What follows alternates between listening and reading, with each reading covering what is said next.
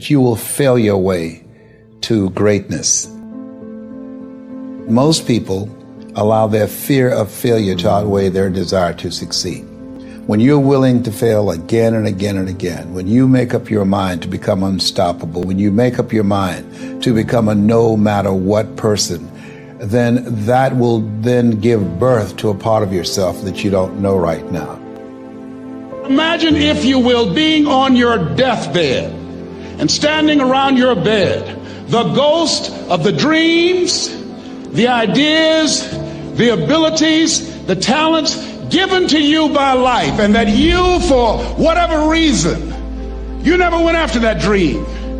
You never acted on those ideas. You never used those talents. You never used those gifts. And there they are standing around your bed looking at you with large angry eyes saying, "We came to you, and only you could have given us life. And now we must die with you forever." See, most people stop short of their dreams and park and get off the highway of life because of the rejections of life. You will always be rejected. It's no big deal. Jack Canfield said rejection is a myth. It's not like when somebody says no and then they slap you. No, it's just, to me, make no your vitamin. Get excited about the no. Why? Because every time someone says no, that brings you another step to a yes. You're getting closer. Trust me, you will win if you don't quit. You will win if you don't quit. Even a broke clock is right twice a day.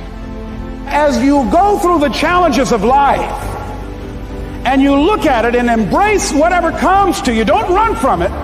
Step toward it. Don't try and duck it like most people do. See, most people want it easy. See, if you, easy come, easy what? Easy go. See, but when you go at what you're going to deal with and you deal with the difficulties of it, when you handle those hard things close at hand, making those hard decisions right now that you don't want to make, learning those things that you don't like to do, but you know that in order for you to get where you want to go, this is one of the hoops that you have to flip through. And I'm saying to you, whatever you got to do it, because if you don't, life is going to whoop you until you surrender. You have something that you brought to the universe, and that if you decide that my life deserves my developing this what I do well, and becoming the best at it, and mastering myself, and seeing what I have within me, if you decide to drop your buckets where you are and develop your gifts, I grant you, you'll never ever be without. I grant you that your gifts will take you places that will literally amaze you.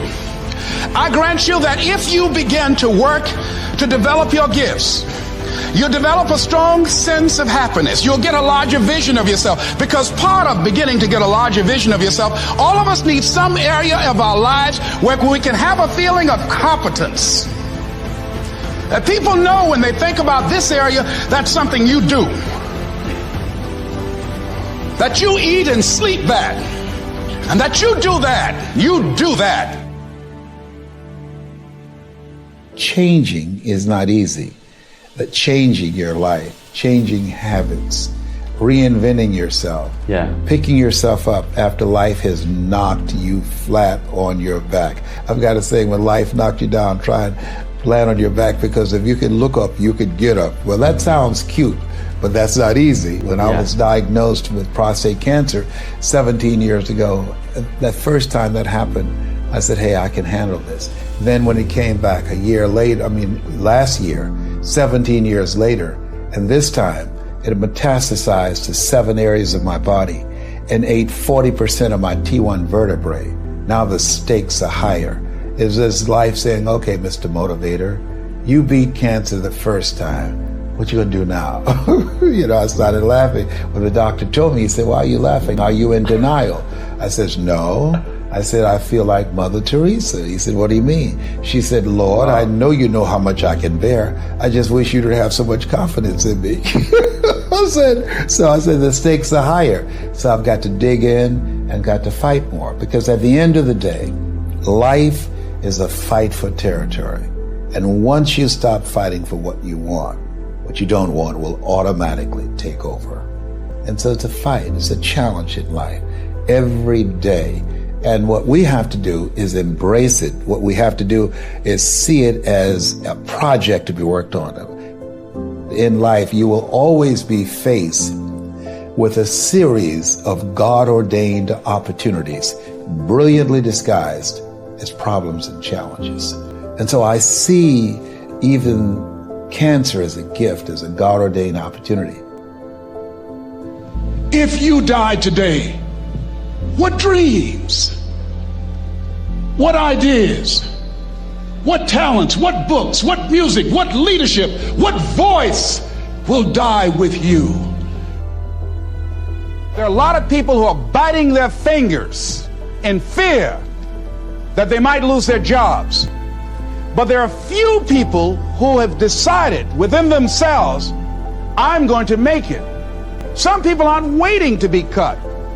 Some people are moving on their own because they feel within themselves, I've got what it takes to make it. They're not afraid about tomorrow because of how they see themselves, because of what they feel that they deserve, because of what they feel that they can create for themselves. Because these people have decided, as they look at the future, as they look at themselves, there's a way. Where there's a will, there's a way for me to begin to create a way out of no way. And when you have that kind of consciousness, when you have that kind of spirit, nothing can stop you. Nothing.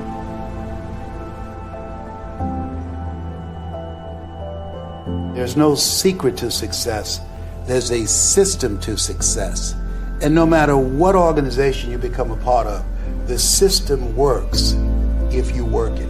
If you don't work it, it won't work. But it works if you work it. And that's one 4-letter word that most people don't like. They're not willing to work. There are winners, and there are losers, and there are people who have not discovered how to win. And all they need is some coaching. All they need is some help and assistance, just a little support. All they need is some insight or a different strategy, a plan of action to make some adjustments that will open up the key to a whole new future for them, that will give them access to the unlimited power that they have within themselves. That's all that they need. So what I want you to do is think about something you want for you, that's real for you, that's important for you, that will give your life some special meaning and power. And I don't even want you to say, I can do that. I don't want you to assume that. See, 5 years ago when I started out in this area, I would not have been able to make the mental leap that I would be up to where I am right now. I don't want you to begin to just psych yourself out. No. I want you to be able to say something to yourself that will enable you to maintain a level of integrity with yourself. That when you say this, even when you face tremendous setbacks, it will be a benchmark to keep you in the game, to keep you moving forward and experimenting and readjusting your strategy and your plan of action, continuously looking for ways to win. I think we have to reflect on, who am I? Why am I here? What drives me? If I died today, what 3 words would I want said about me if I died today? What is it that defines me? How do I define myself? So I went to the next mode necessary to start talking to people and seeking and asking for what I wanted and leveraging relationships and trying to find out, how do the people do it that went ahead of me? How do they do it? And then what is it I need to do? How is it I need to train myself, to develop myself? What's the resources that will be required in order to make it happen? And as I start seeking out and asking questions, I started running into people who said, I know someone who can help you do that. And they helped me get connected with those people. Remember, we have so much energy that can take us so far. It's necessary that you hook up with some other energy that can take you to the next level. I hooked up with them. They said, let's go. I said, away we go.